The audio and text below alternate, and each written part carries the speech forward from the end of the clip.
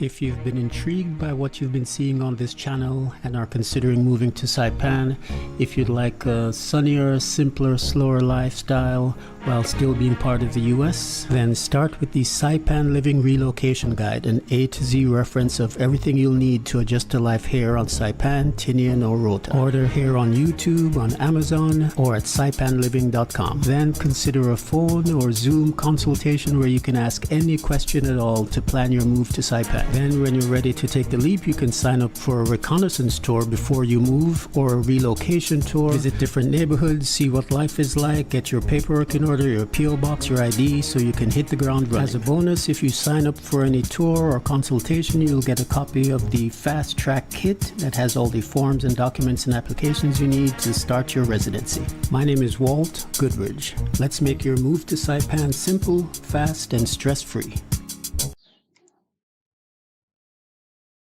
Okay, thank you for joining the live stream. We make things a little brighter here for you. It's funny, some of the things you forget when you're preparing.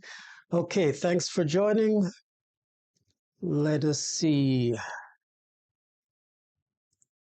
All right, my name is Walt Goodridge. Someone had asked about my first name. My first name is Walt Goodridge. I'm originally from Jamaica, West Indies, and this is live from Saipan.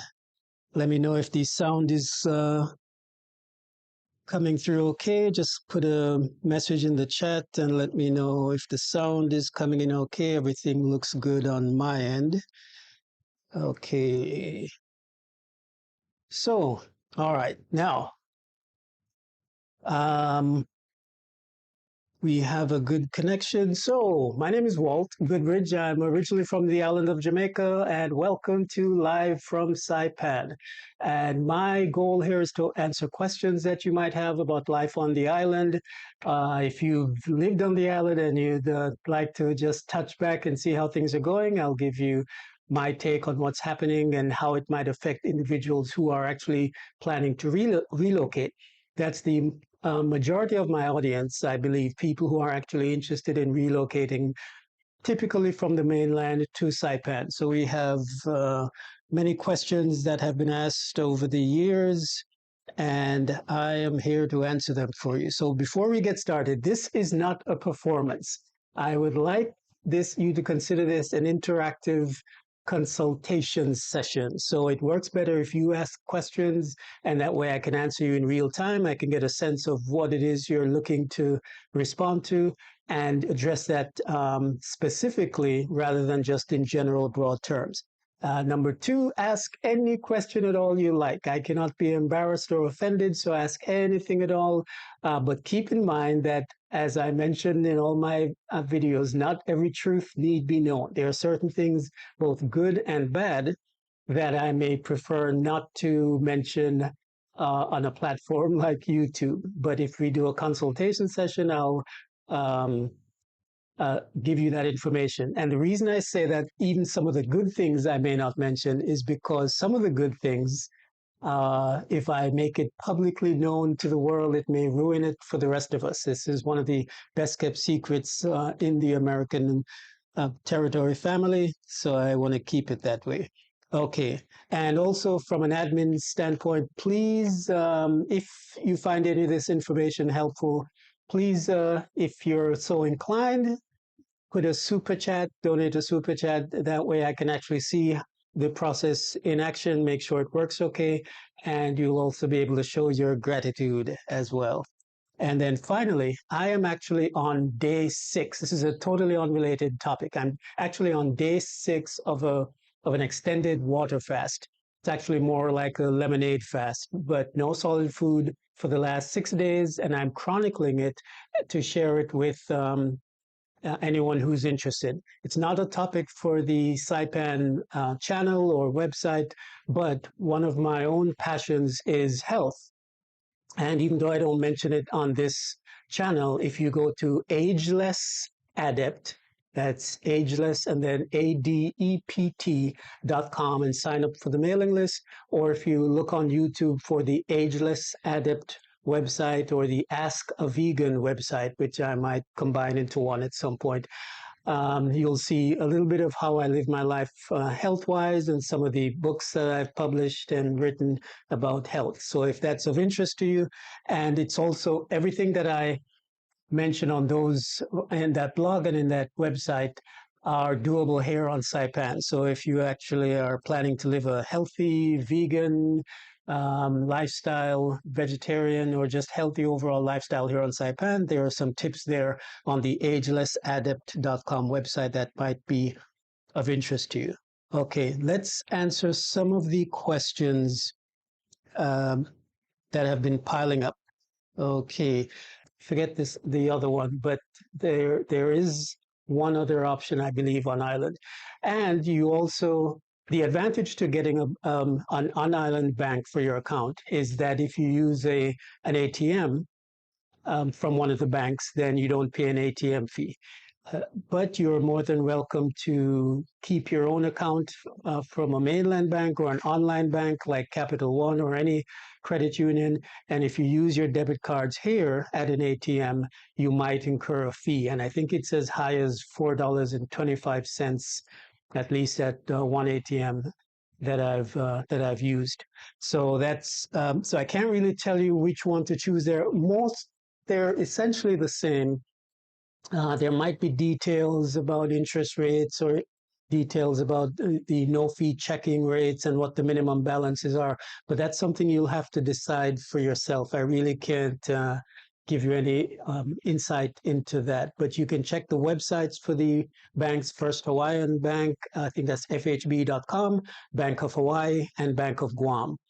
One of the things you may want to look into when you're doing your research is if those banks, if you're able to register those banks with whatever online services you might use. So, for example, if you have some account in which you need to deposit payments or pay bills, you want to make sure that the local bank is one of the available listings. Typically, it doesn't.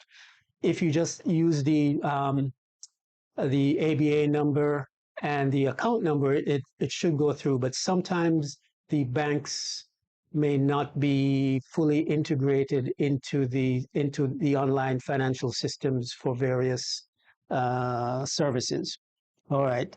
And do you happen to know if credit cards with a mainland bank could be managed seamlessly? Yes, I just mentioned that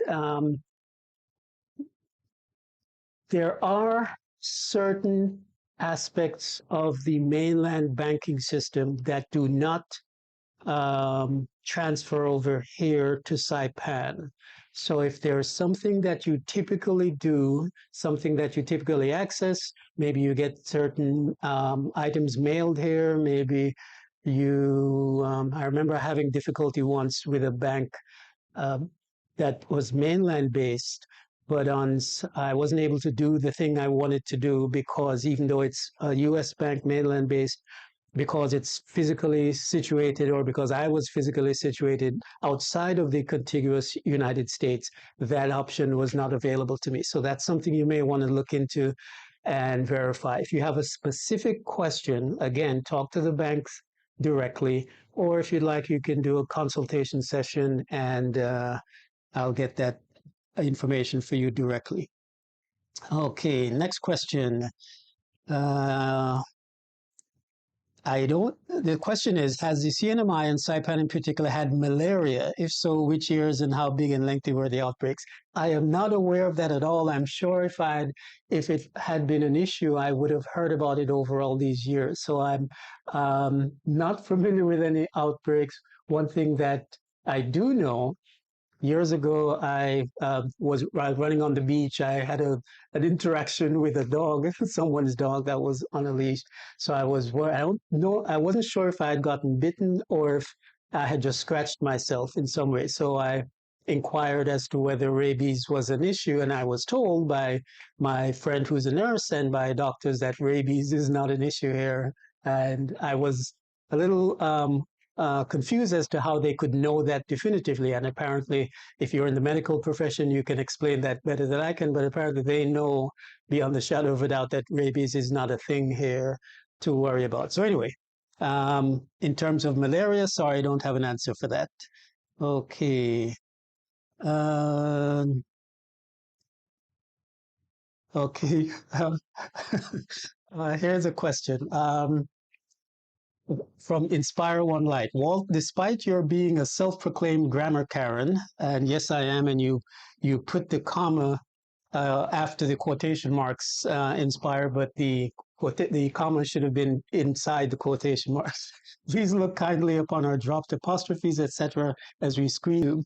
But yep, it's something that I can't avoid noticing, but I won't hold it against you. I'm just happy that you're participating, so I will overlook that. But yes, I get it's like fingernails on a blackboard when I read and hear certain of the mistakes that people who should know better are making on the internet.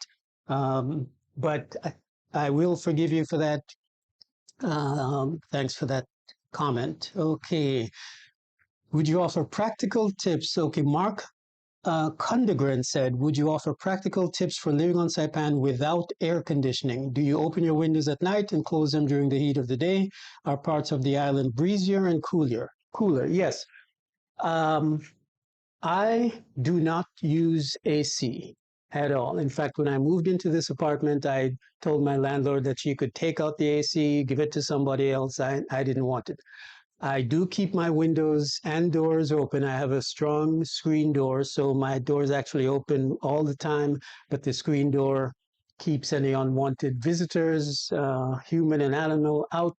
And there is maybe a dust issue, but since I'm more Oscar than Felix, that typically doesn't bother me that much. But practical tips, when you're looking for an apartment, make sure that you consider if there are windows on opposite sides of the apartment. Not all apartments will have that, but if you have some in the front and the back and or the sides, then that's a good feature that will help with the cross breeze. The winds here from on Saipan almost always come out of the northeast. So keep that in mind as you do your shopping. The breezes always come out of the northeast, except when we have storms. So you can factor that into how you decide whether the apartment is positioned correctly for you.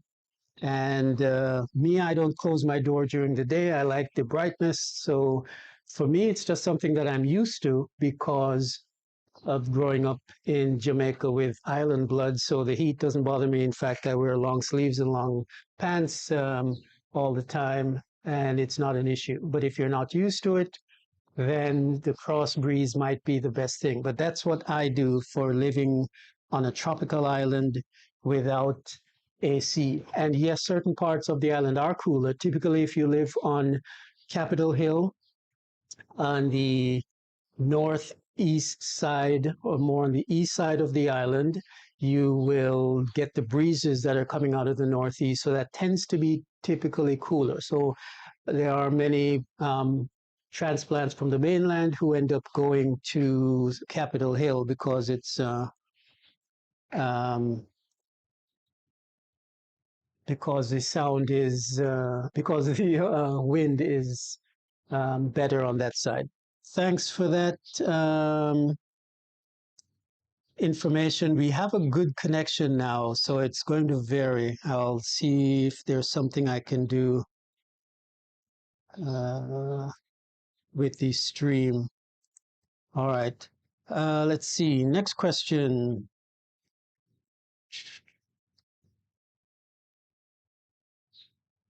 Okay. Got some follow-up from a fellow who took a reconnaissance tour. And thanks, Randy. Nice to meet you as well. And welcome to the island when you do, in fact, move in. Okay. Have you ever heard of an olive oil fast? David Parker asks, no, I have not done an olive oil fast. I've done water fasts. I've done the lemonade fast. I have my own type of fast that I do as well. But olive oil, I have not heard of. I've also done what people sometimes call a dry fast. And for those of you who are not on board, it's intermittent fasting is very popular right now. But those of us who have been doing extended water fasts for many, many years, the longest one I've done was actually 45 days of no food, just water, uh, in an effort to allow the body to rest and shift gears and detox. So that's why I do the fasting. It's for health reasons to help the body purge and normalize. But nope, haven't heard of an oil fast. I'll look it up. It is supposed to induce autophagy, which promotes cellular regeneration, or so I've heard. Yes, if you'd like more information on that, check out a book that I've published called Fast and Grow Young. You can get that at the fastandgrowyoung.com website or on Amazon, and that's a book that was actually that I republished. That it was originally written by Herbert Shelton, and he's one of the pioneers of extended fasting. And as a result of research by Herbert, we know exactly what the body will experience when it is fasting. We know what will happen in the first 48 hours. We know what will happen in the next 72 hours. Very specifically. So if you go to fastandgrowyoung.com, you'll actually get to download an infographic that I've created called the stages of fasting. And that can help you prepare for your fasting journey if you so decide. And I have to, I'm not encouraging anyone to do it. I do it myself very frequently. In fact, I mentioned I'm on one, probably going to be a 7-day fast right now, but that's some more information that you uh, might want to look into. Okay, I understand. Yes, the sound is cutting in and out. Right now, it's jumping back and forth between a good connection and a slow connection, but I hope uh, it's still listenable. If it's not listenable, you let me know, and maybe what I'll do is I'll switch the connection, but that may cut us off for a minute, but it should resume after a while. Let me know how the sound is. Okay. Okay. Is Alibaba easier to use than Amazon worldwide? Okay, good question. I am not familiar with Alibaba. You might be assuming that because we're here in Asia, that Alibaba is something that people use. I have never used it. I've used Lazada, not from here on Saipan, but that's a Philippine-based Lazada, I believe, Philippine-based uh, vendor similar to Amazon. But when I was in the Philippines, I used that one. Here on Saipan, Amazon works very well. The vendors on eBay work very well, and so I don't think you'll need to use Alibaba. I'm not familiar with Alibaba's shipping to the mainland US, which we would be considered. When I was in China, I believe I used them to order within China. And like I said, when I was in the Philippines, I used lazada.com.ph to order there as well. But here on Saipan, most people use Amazon. One thing that I will repeat, because this is becoming increasingly more important, is if you do order from eBay, keep in mind that the eBay is these products from eBay are coming from individual vendors. So they may make and will likely make their own shipping decisions um, that may affect how quickly the products arrive here on Saipan. So what I would suggest if you're ordering anything from eBay is that you contact the vendor directly, let them know that we're here on Saipan and that they should not ever use US priority ground advantage, because if it goes ground advantage, it will end up taking 2 months to get here. So you want to make sure that they can ship it through regular USPS priority mail that goes by air, and that way it'll take 7 to 10 days to get here. I mentioned in a previous live stream I had that issue and had to order another product. I ordered a product from eBay, realized it was coming here by container, and had to reorder the item on Amazon so I could get it sooner. And there is a shipping update I did earlier that'll give you information to figure out which tracking numbers uh, indicate that an item is coming by air and which tracking numbers indicate that it's coming by boat. And that information is available. If you ask a question in the comments, I can answer that as well. Okay.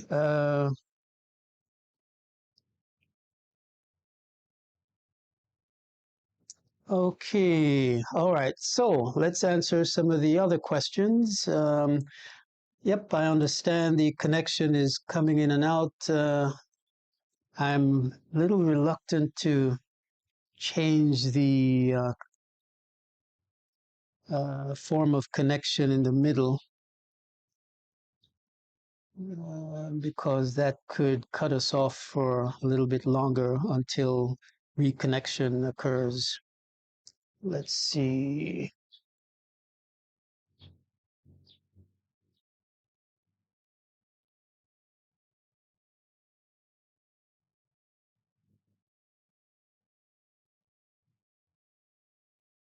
All right, Mark says he's not having any issues. Inspirelight says he or she will hang in there. All right. So we'll keep it as it is. And if it continues, let me know and I'll try something maybe at the 15-minute mark, or I'll try something after I answer some of these questions. Okay, so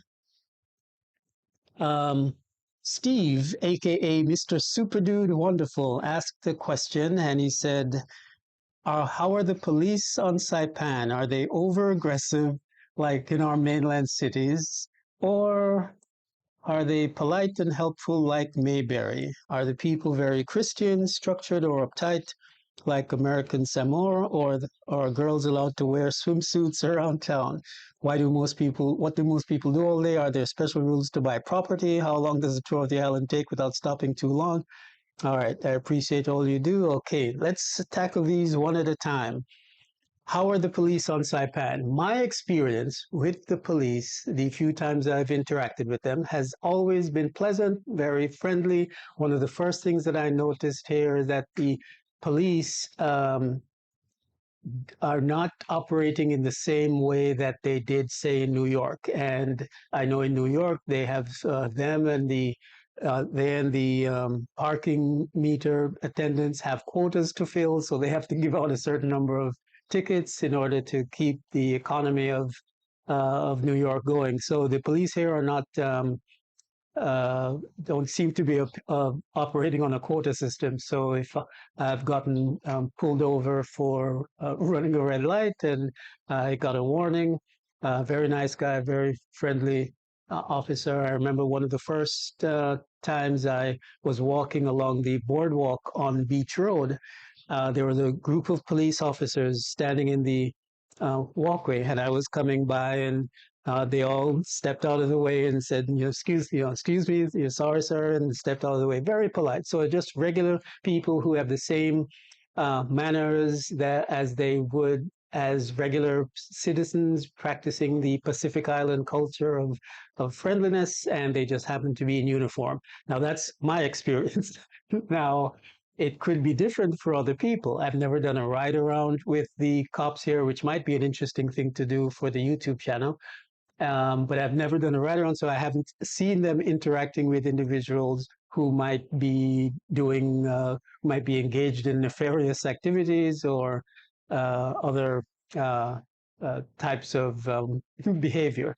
So, but for the most part, I also told a story once about an officer at the airport who um, uh, didn't give me a ticket because for parking in the reserved space because I was so nice to him. So my experience has been nothing but positive. Um, here on the island. So that's my experience. That's number one. Number two, are they polite and helpful like Mayberry? I guess I would liken it more to Mayberry. And for those of you who are not familiar, Mayberry is the town in which the Andy Griffith show, you can look that up on YouTube, was based. All right. Are the people very Christian? Yes, very Christian, definitely. The majority population is majority population is Christian. We have the Chamorro population that was influenced by Spanish culture for close to 200 years. So the Catholicism is prevalent in that community, and also many of the contract workers are Filipino, and they also have a Spanish background, so Catholicism there as well. So yes, very Catholic uh, on the island as well. Are the people, let's see, or are they uptight like American Samoa, or are girls allowed to wear swimsuits around town? Interesting. I would suggest to you that the lifestyle here on Saipan is more of a conservative lifestyle. Conservative, apart from political orientation and leanings, but conservative in the sense that it's not an anything goes community uh, that as it might be in the States, where people pride themselves on how far they can push the bar. Um, Here, people tend to dress moderately, but keep in mind as well that it is also a tourist town. But even the tourists are not getting out of hand. I mean, if they do go on the beach and in bikinis, then they'll cover up when they're off the beach and walking around. So it's generally a conservative culture. People are friendly. People say good morning, good, have a nice day, and in general, it's conservative. Um, I've never lived on or visited American Samoa, so I can't really speak about that. But I get the sense, based on some of the words you use, structured or uptight like American Samoa. So that it implies to me that you think that the culture there is a little restrictive to you otherwise being as free willed and as free minded as you might like to. I'm assuming here, but that's what I get from your use of the word uptight. But I think things are a little more easygoing here, a little more accepting. But at the same time, there are certain rules that people follow. Generally, I would say it's a rule following culture. One of the things that um, the conversation I often have with my tour clients is I ask them whether they tend to be rule followers or rule breakers. And for the most part, the people here, I think, tend to be rule followers. I was driving through Chalankanoa a few days ago, and I might have been driving a little bit too faster than people might have liked, and someone screamed out from their porch, slow down. So there's a certain behavior, a certain way of behaving and comporting yourself that people follow, but it's not in a restrictive way. It's just normal human decency that I found to be the prime directive here. That's um, my take on it. Okay, I did mention the property. I won't go into the buying of property here. There is a dedicated video that I did on the issue of non-locals, people of northern, people who are not of Northern Marianas descent purchasing property. So that's something to be aware of. If you are not of uh, if you're not of Northern Marianas descent, then you cannot actually purchase property. You can lease it for 55 years. But I go into full detail about that and the article in the Constitution that covers that, and you'll get more information on purchasing property. All right. How long does a tour of the island take without stopping too long anywhere? So I do tours of the island. I do tours of Saipan and tours of Tinian, and typically my tour starts at 9 in the morning and covers the entire island and finishes by about 3:30 or 4 o'clock. And we stop not very long at each location. If we didn't get out of the car, you could probably wrap it up in by 2 o'clock. But typically, I go to a site, describe what's the significance, historic or cultural significance of that site, and then we move to the next, and we might park and get out, walk around. So that is a full day tour, and that takes about 7 hours completely. But just driving around the roads, you could probably do it all in 3 hours without stopping, 4 hours without stopping too long. That's my opinion. If you'd like more information on that and even see the route that I take for my tours on both Saipan and Tinian, you can go to discoversaipan.com and request that. Okay, and this one is interesting, and I want to share this with you. Ray the One Williams, Ray the One Williams said, I remember watching your videos when I was getting ready to move here a few years ago. Now I'm 2 years strong and still loving the island. Okay, that's nice to hear. So um, let's see, let's get the name right here. Mr. Williams, Ray, has been here 2 years, and he's still enjoying it, even though, as I always mention, I often worry that I might be looking at the island through rose-colored glasses that were formed way back in the 2000s, early 2000s, when I came here.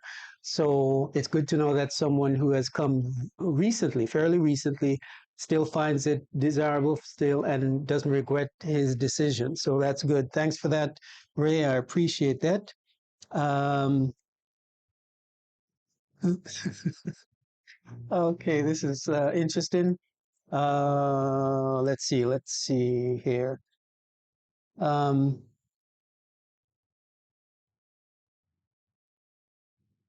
I vote you do a ride around. Okay, yeah, that's a good idea. I was thinking of ways to make the island a little more exciting, make the channel a little more exciting. And the idea of a ride around with the police, it would be interesting, but I probably would not do that one. Um, and the reason why has to do with privacy. After living here a while, um, I don't want to make the lifestyle and the people here uh, a drama for people to watch on YouTube in the way that they would watch Cops, and the way they would watch 48 Hours, the first 48 Hours, that sort of thing. So, and respecting the people's privacy, because people know, in a big city like New York or Atlanta, people won't know who the perpetrator is. So, but even if I were to blur out the faces here, everyone would know who it is. And I wouldn't want to bring that sort of shame on anyone doing a ride around where people's faces are, or housing locations are seen. So somebody else wants to do that, you're more than welcome to start your own YouTube channel. But I don't think, I'm just off the cuff, I don't think it's something that I would do. Um, for that reason. Okay. Yes, and Melinda says, yes, thank you for choosing to be mindful and careful with the info you have about Saipan. I hope you keep it that way. Yes, absolutely. One of the things that I realized when I came here, and it's still true to some degree, is that it's one of the best kept secrets on the island. And even though I'm sharing information on a public platform, it is not for everybody. But those who come here do appreciate the lifestyle. And I have found that it even though there have been a few instances of people here who've come here who don't seem to fit in, to me, I think that eventually those people will spin off due to centrifugal force and find their bliss someplace else. So the lifestyle attracts a certain people, keeps a certain type of person, keeps certain people here, and others it flings off. So I think the general flavor and personality of the island will be maintained even if people come here. Because we've had as many as 70,000 people here on island at one time, and we still maintain that small island, small community personality. So I don't think that's in danger, even with what I do here on the island. As I always say, it's not for everybody. Some people like it here, some people don't, and some people will leave. Okay, um, we are halfway in. Okay, thanks for checking in Arizona. Okay, planning wardrobe. Okay, do gals wear long jeans in daytime, or are they unsuitable for heat and humidity such that shorts and billowy pant skirts prevail year round? Are shorts welcome in stores and cafes? Absolutely. So, um, the question, as I keep saying, even though Saipan is not America in the sense that it might even be referred to as America Light. There's still an American influence, American cultural influence on the island. Even though we have Asian influence, Japanese influence, there's still that. So there's no dress code that is enforced. It's not a strict culture as it might be in Japan, where certain behavior, certain ways of dress might be looked down upon. It's pretty much the same way it would be in Florida or Hawaii, I would say. So, in terms of female dress, to answer your question specifically, yes, long jeans people do wear, but people also wear shorts, people wear dresses. So, there's no real restriction. It's just a little bit. You would draw too much attention if you dress too provocatively, and that is and should be the case many other places as well. So if you're being too much of an exhibitionist, then um, people may not call you out on it, but it will establish a reputation for you, I suspect. And that may be what you want. But generally, no, there are no restrictions on the dress code. Shorts are welcome in stores and cafes. Many stores have a requirement that shirts and sandals should be worn in the stores as well. So no bare feet in the stores. All right. Okay. So I don't think you should worry about that. Dress comfortably, dress sensibly, dress conservatively, without pushing any boundaries and being lewd, and you'll be more than fine.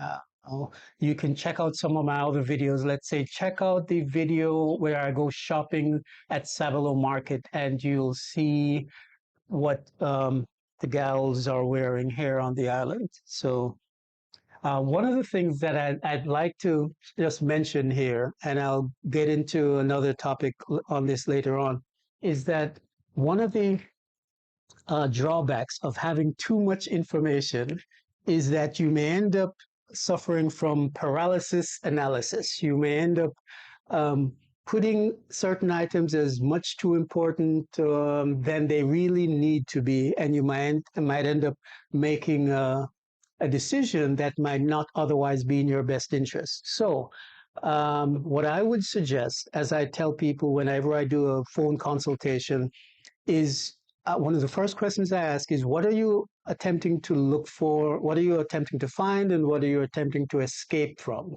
Uh, People are looking to find something that doesn't exist where they live, or they may be looking to escape something that exists where they live. So it's very important to have a good idea what you're looking to find and what you're looking to escape. And that way I can help you determine whether that's here um, or not here, as the case may be.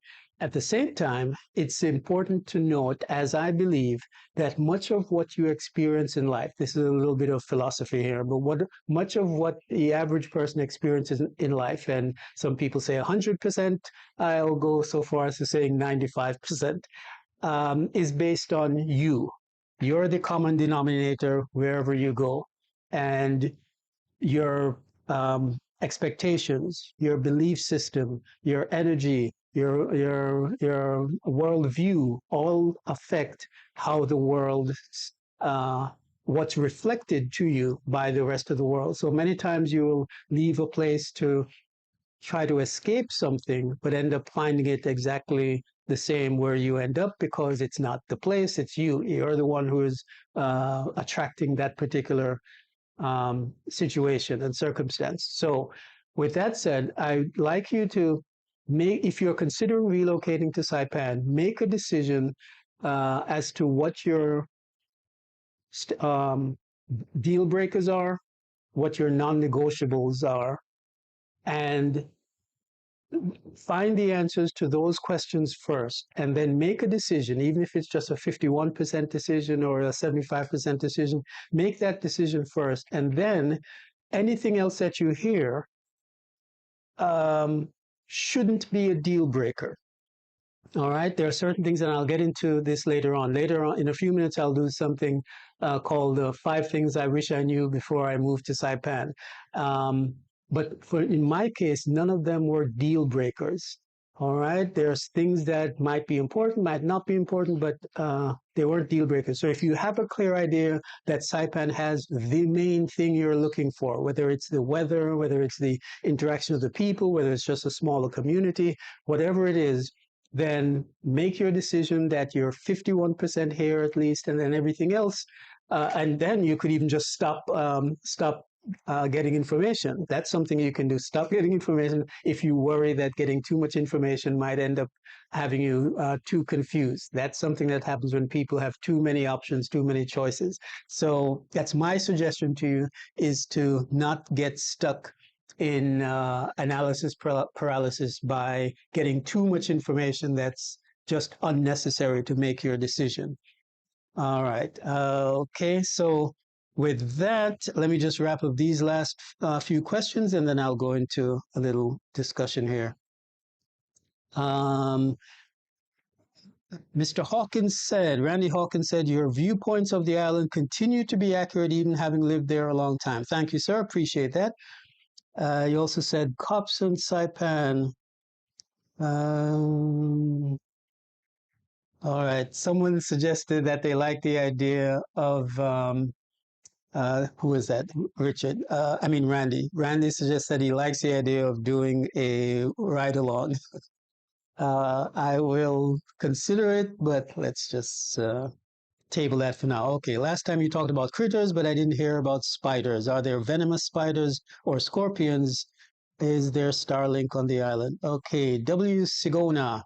There are spiders. I don't know if they're poisonous. Again, um, I believe I would have heard about any poisonous, any incidents in all the years I've been here. So people who have taken my tours have commented on all the spiders and some of the structures, the old World War II structures, and we avoid them, but I haven't heard that any are poisonous. I really don't know.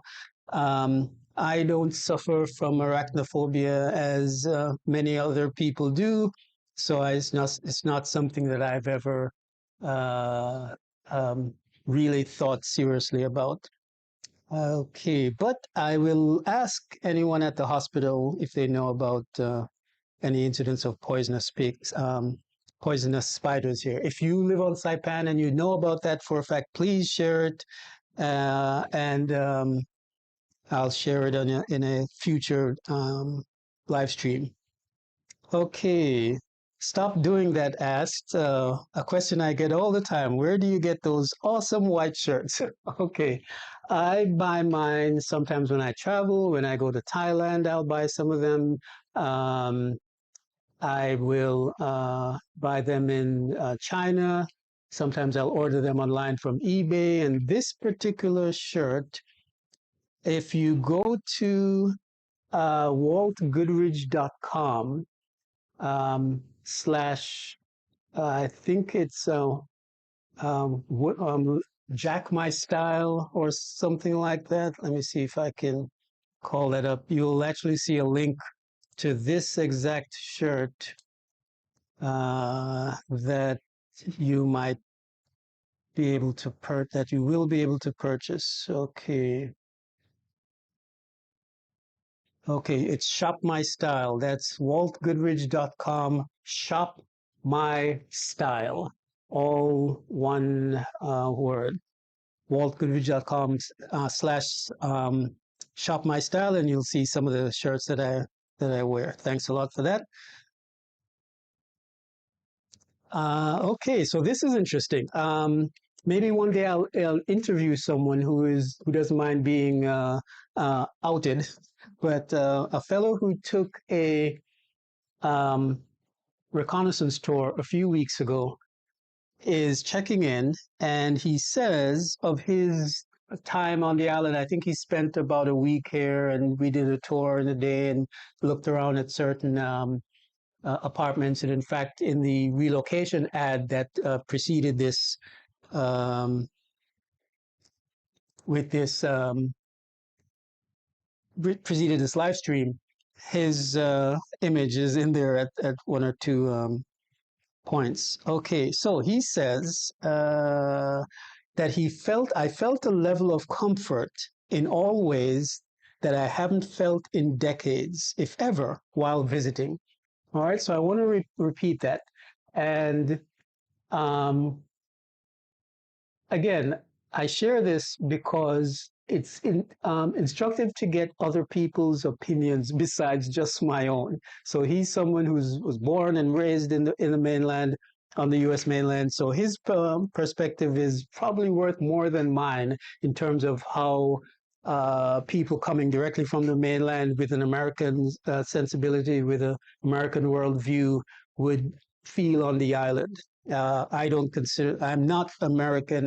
Wasn't born and raised there. So that's why I always would defer to someone who was actually born in America for their perspective. So he says, I felt a level of comfort in all ways that I haven't felt in decades, if ever, while visiting. So that's his impression of life here on Saipan. And that's instructive because he was just here about 3 weeks ago. All right.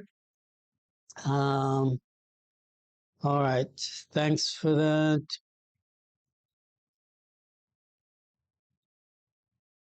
Okay.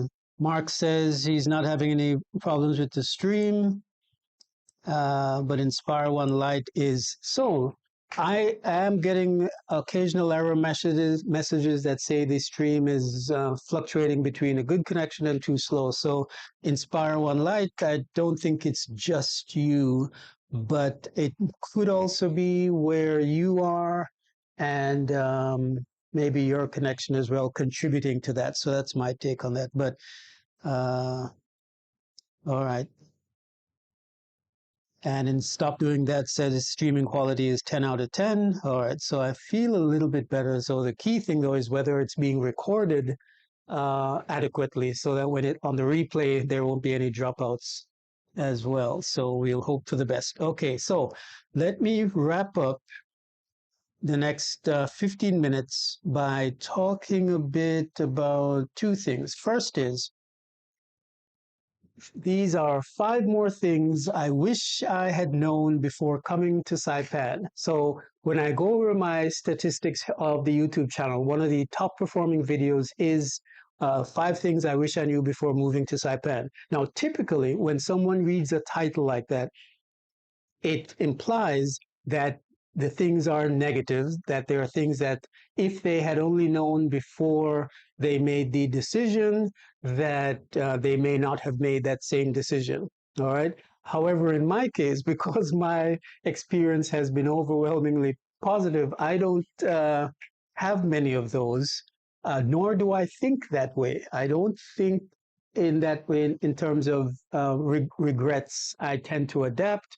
As I said, I have my non-negotiables. I knew what I was looking to escape and looking for based on what my friend Ken had told me about Saipan before I moved here. So anything else that I encountered, I just roll with it. I just adapt and move forward because there have been no deal breakers that have presented themselves in to me since being here. So that's one thing that I'll say.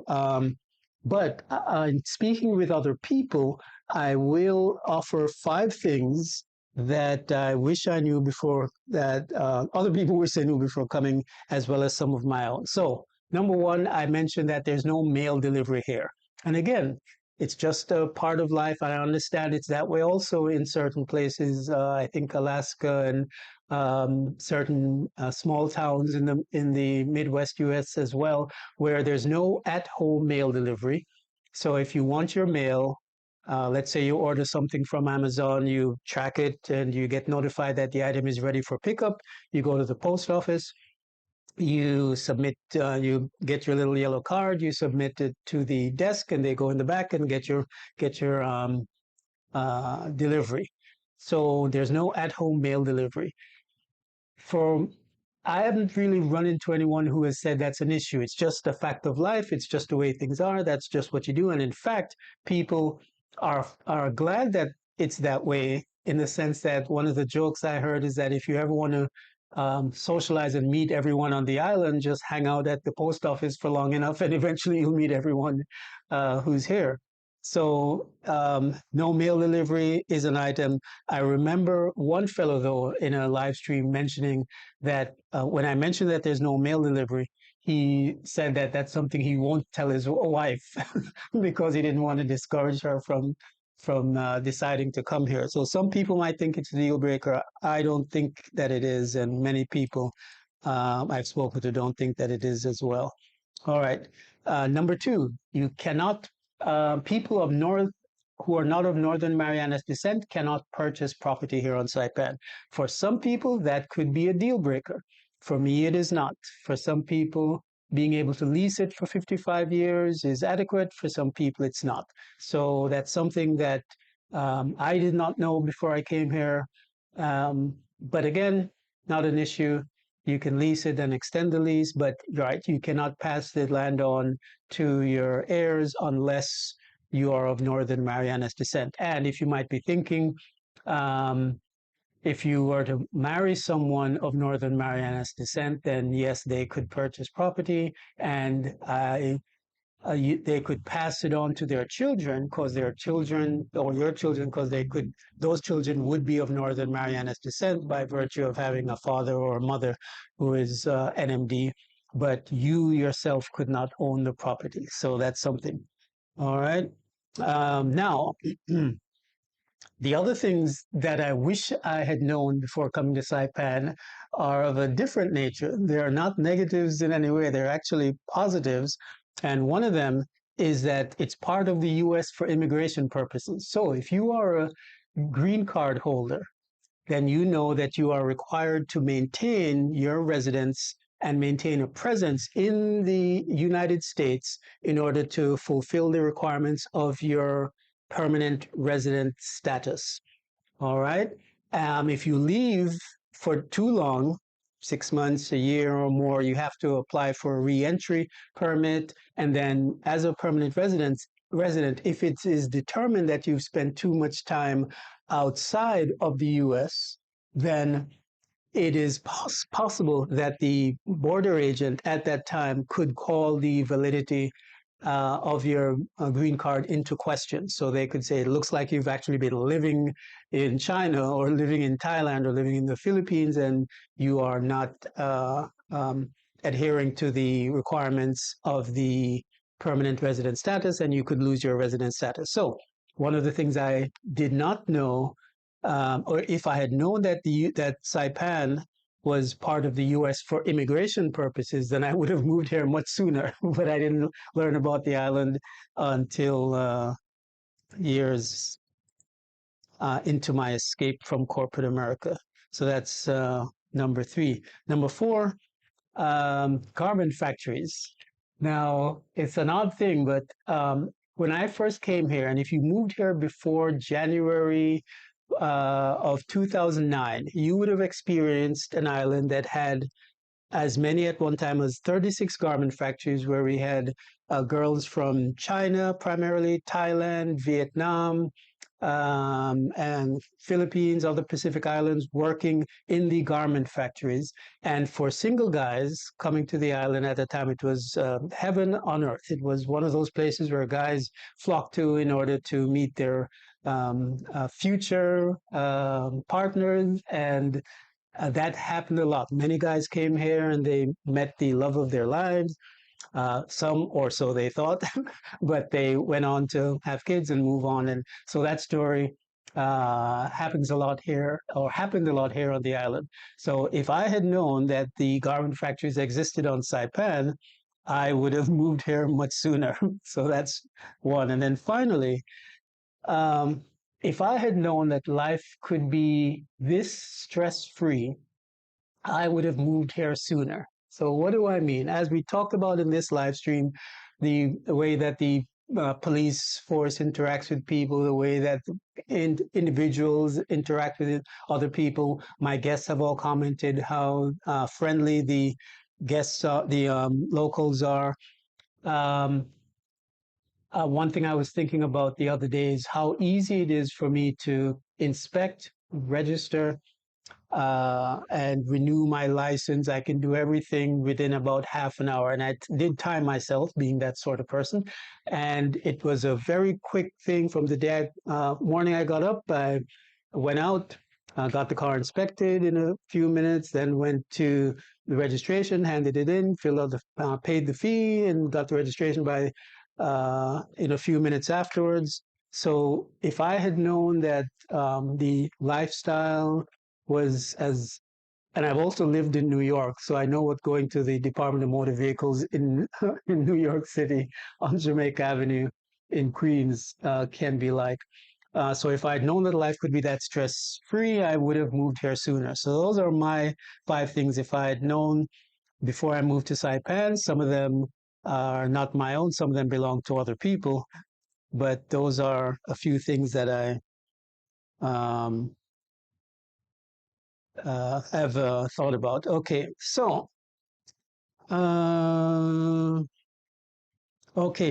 according to AI, Randy Hawkins said, according to AI, only the mildly venomous brown tree snake lives on Saipan. It also says no known venomous poisonous insects are there. Okay, different topic altogether, but one of the things to always keep in mind when it comes to visiting other websites about Saipan, other than mine, and even AI, is that these sites and even artificial intelligence and ChatGPT will get things wrong because they're only regurgitating information that might exist on other websites. So somewhere AI got the sense that there are brown tree snakes on Saipan. That is incorrect. There are no brown tree snakes on Saipan.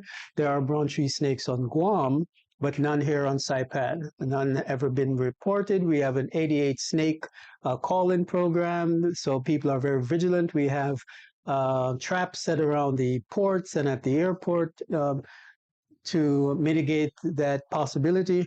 But there are no brown tree snakes on Saipan. Absolutely not. Um, so that is incorrect. So no snakes at all. Don't believe everything you hear, even on my side. But what I do is I tend to typically not share anything with confidence unless I'm at least 99.9% sure that it is accurate. But if I'm wrong, I will correct that. Okay. Right. Yep. Absolutely. That's why I specifically said according to AI. Yep. Absolutely.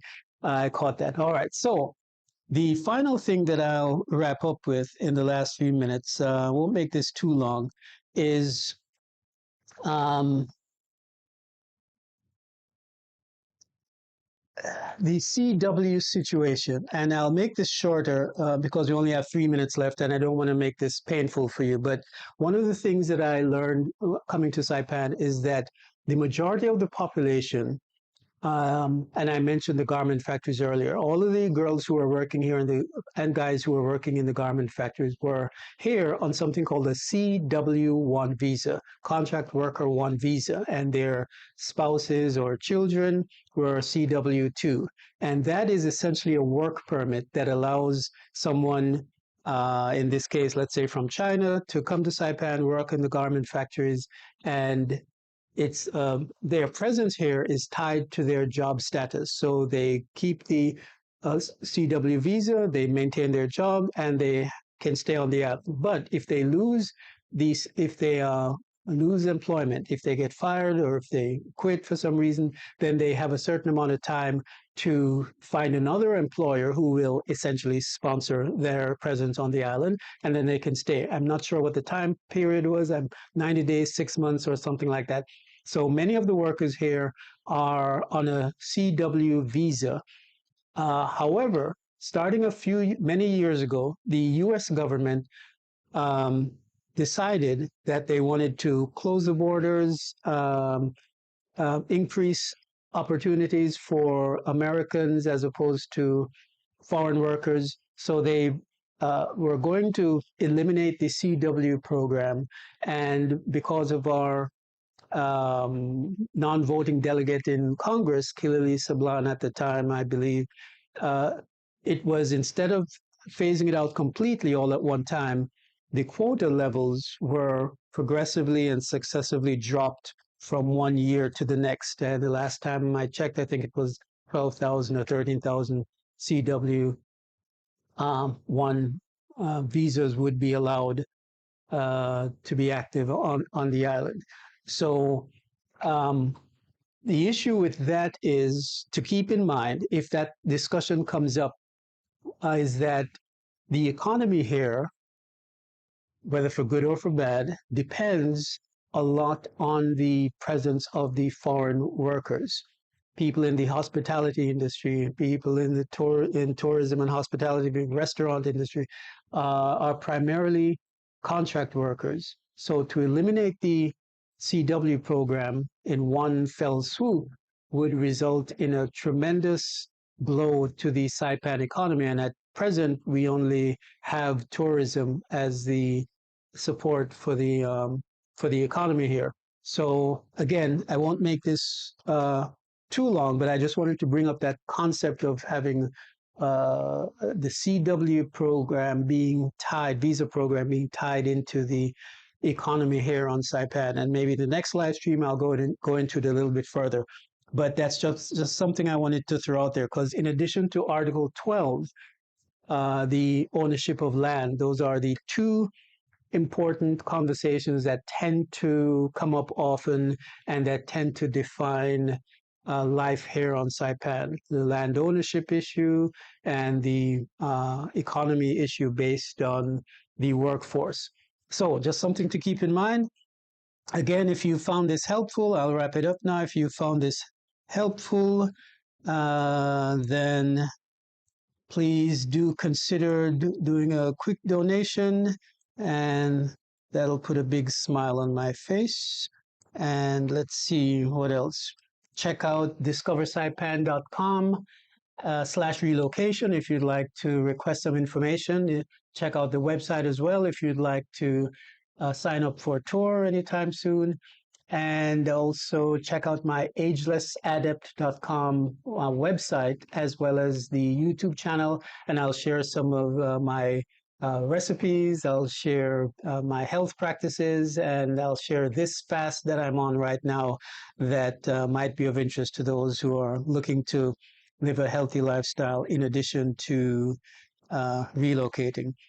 So with that said, will you be streaming again same time next week? Yes, that is going to be the regular, just so you can incorporate that into your schedule. So usually it's 9 a.m. on a Sunday morning, unless I have a tour. If I have a tour on a particular Monday or Sunday, then I wouldn't do the live stream, but I'll make an announcement in advance and set the time accordingly.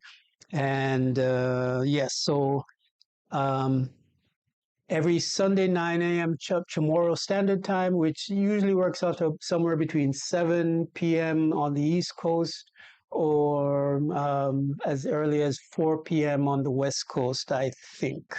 So thanks for that. Thanks to everyone for participating. And I'll see you guys in the next live stream.